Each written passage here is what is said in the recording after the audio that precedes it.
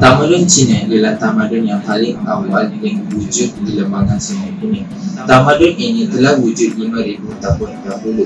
Konsep Xiao adalah di bawah konsep Ren kekeluargaan. Konsep Xiao menerapkan sikap berbakti kepada ibu bapa dan kasih sayang antara keluarga. Konsep ini telah diperkenalkan oleh falsafah yang terunggul. Nama beliau ialah Confucius. Dalam video ini, kita akan mengupas sedikit pasal konsep Xiao. Di Malaysia, konsep Xiao atau secara umumnya Confucianisme bukan doktrin kenegaraan kita. Maka, konsep ini lebih dikenali dalam masyarakat Cina. Namun demikian, konsep berbakti kepada ibu bapa masih diajar di sekolah-sekolah kebangsaan dalam subjek pendidikan Islam, pendidikan moral dan pendidikan sivik dan kewarganegaraan.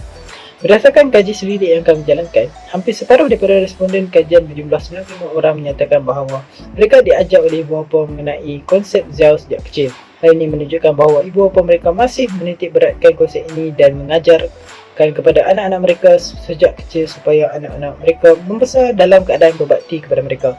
Selain itu, seramai 82 responden berpendapat bahawa konsep Xiao masih relevan dalam masyarakat Cina pada masa kini atas sebab-sebab seperti konsep ini menerapkan nilai-nilai murni dan salah satu cara anak menghormati ibu bapanya. Berdasarkan kaji selidik yang telah dijalankan, hanya 54% sahaja yang bersetuju bahawa generasi muda Cina sekarang menghayati konsep Xiao ini, manakala 23% tidak bersetuju langsung. Bagi responden berbeza-beza pendapat, ada yang mengatakan tidak semua generasi muda Cina sekarang menghayati konsep Xiao ini. Berdasarkan data yang diperoleh daripada 9 buah rumah seri kenangan seperti RSK Bedong, RSK Cheng, RSK Pengkailan Cepah, didapati bahawa bilangan penghuni yang berbahasa Cina menduduki tangga yang kedua di belakang penghuni bangsa Melayu sebanyak 31%. Berdasarkan angka di atas, penghayatan generasi muda Cina terhadap konsep Xiao ini perlu diperbaiki. Manakala penghayatan konsep berbakti kepada ibu bapa pada masa kini oleh setiap masyarakat lain juga perlu diberi perhatian.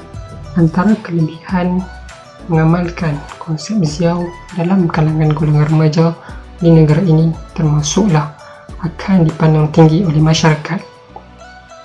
Hal ini kerana nilai atau intipati di dalam konsep Xiao itu sendiri sudah membawa satu maksud yang murni, iaitu berbakti kepada ibu dan bapa. Apabila seseorang meletakkan dasar atau sifat ini di dalam kehidupan mereka, mereka secara tidak langsung akan dipandang tinggi oleh masyarakat.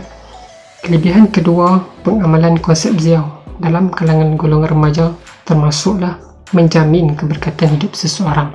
Hal ini kerana apabila mereka berbakti kepada orang tua, kehidupan mereka akan lebih terurus dan tenang.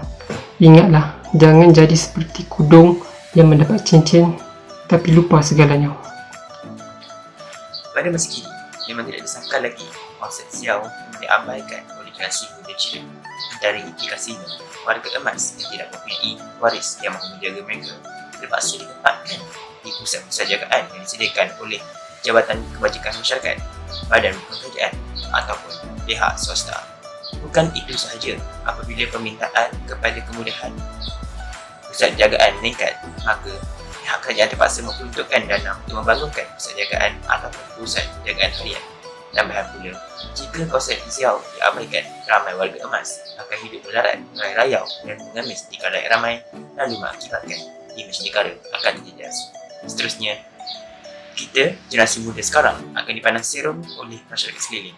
Oleh itu, berbuat baik kepada bapa adalah satu pilihan bukan sahaja untuk kaum Cina, bahkan setiap kaum di Malaysia. Sebagai konklusinya, ibu bapa merupakan satu anugerah yang paling istimewa buat setiap individu. Justru itu, menjadi kewajipan setiap anak untuk berbakti kepada kedua ibu bapa mereka, selari dengan konsep Xiao yang telah diamalkan oleh masyarakat Cina sejak zaman dahulu kala lagi. Konsep Xiao juga merupakan satu konsep yang perlu diterima secara meluas dan diamalkan oleh masyarakat Malaysia, terutamanya masyarakat Tionghoa sendiri. Hal ini kerana konsep Xiao mempunyai kaitan dengan falsafah Confucian yang menjadi pegangan kebanyakan masyarakat Tionghoa pada masa ini.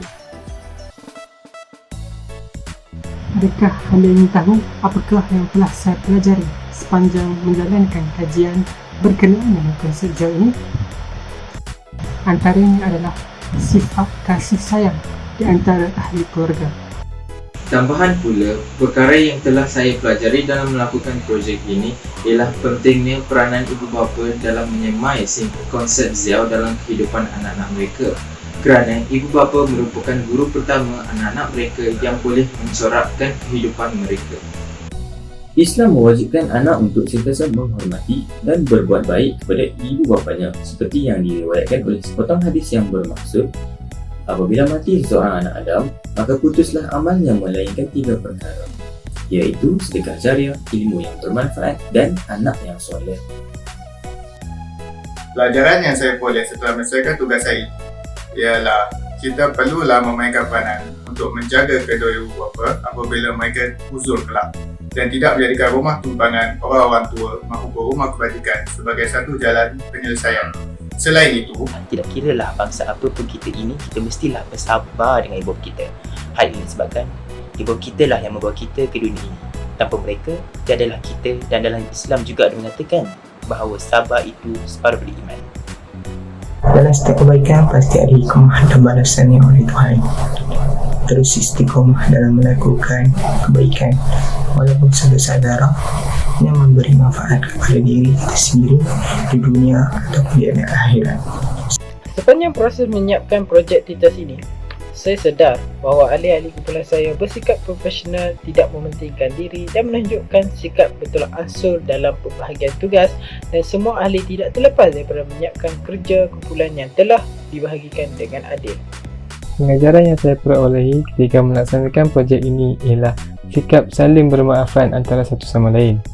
Hal ini penting kerana sikap ini dapat mengelakkan daripada perpecahan ataupun pergaduhan di antara ahli pasukan maupun ahli keluarga. Sebagai anak, menjadi kewajipan bagi kita untuk menjaga ibu bapa ketika mereka sakit dan apabila mereka sudah tua. Ingat, mereka telah mencurahkan kasih sayang kepada kita dari kita kecil hingga dewasa. Kini, giliran kita pula